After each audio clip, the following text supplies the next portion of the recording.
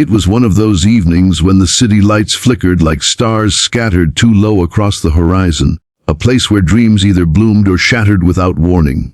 Daniel Carter sat in the back seat of his black Mercedes SUV, his tie loosened, the weight of a long boardroom day still heavy on his shoulders.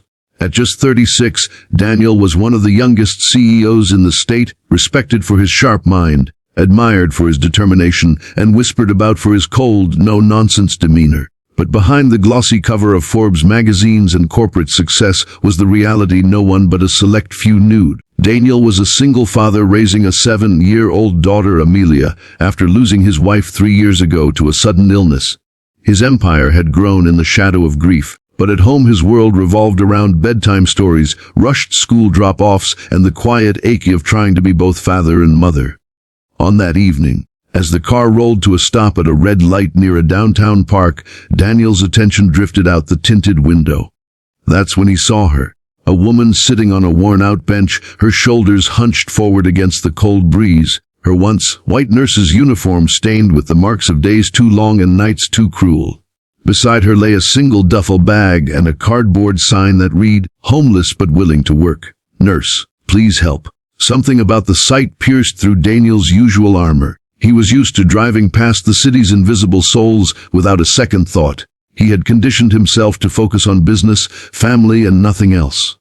But this time, he couldn't look away.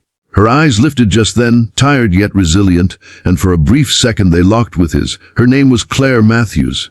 At 29, Claire had once been the kind of nurse patients remembered with gratitude long after their recovery. Gentle hands, a kind voice, a steady heart. But life had not been kind in return. Her mother's illness drained her savings, the hospital where she worked cut staff during a merger, and when medical bills piled higher than she could climb, her apartment slipped away. For weeks she had wandered, sleeping in shelters when possible, under bridges when necessary, but she refused to give up the hope that tomorrow would be kinder. She held on to the belief that her skills still mattered, that her story wasn't finished. Still, the night was colder than usual, and even her hope felt thin. Daniel's driver cleared his throat softly, waiting for the light to change, but Daniel spoke in a tone rarely heard from him. "Pull over." The driver hesitated, surprised, but obeyed. Daniel stepped out, his polished shoes clicking against the pavement as he walked toward the woman on the bench. Claire straightened instantly, bracing herself for the usual suspicion or pity strangers threw her way. But Daniel didn't look at her with pity. He looked at her as though he recognized something familiar in her tired eyes. "Are you really a nurse?"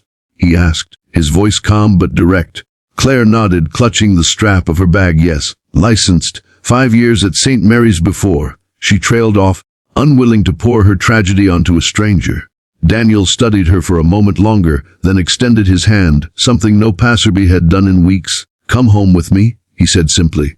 Claire froze, her instincts flaring. A stranger inviting her home. It sounded absurd, even dangerous. But there was something in his tone, not demand, not charity, but certainty, as though he already knew it was the right decision. She whispered, "Why?" Daniel's jaw tightened slightly, the faintest flicker of vulnerability crossing his face. "Because you look like you don't belong here, and because my daughter needs a nanny more than she knows." That night marked the collision of two broken lives that would never be the same again. Claire followed him cautiously, every step weighed with fear and desperate hope. When she entered his mansion, she was struck not by the luxury but by the emptiness within its walls. For all the marble floors and crystal chandeliers, the air felt lonely. Then she met Amelia, a little girl with chestnut curls and eyes too wise for her years. Amelia looked at Claire with open curiosity, and in that gaze Claire felt a flicker of warmth she hadn't known in months. Daniel offered her a guest room, fresh clothes, and a chance. Claire lay awake in the unfamiliar softness of the bed that night, staring at the ceiling. She didn't know if she had just stepped into salvation or into a different kind of storm, but for the first time in months, she slept without fear of the cold ground beneath her. The next weeks unfolded with the awkward rhythm of strangers learning to share a roof. Daniel remained disciplined, his life ordered by schedules and meetings, while Claire tried to adjust to belonging somewhere again. She cooked meals, helped Amelia with schoolwork, and, without realizing it, began to stitch herself into the quiet fabric of their lives.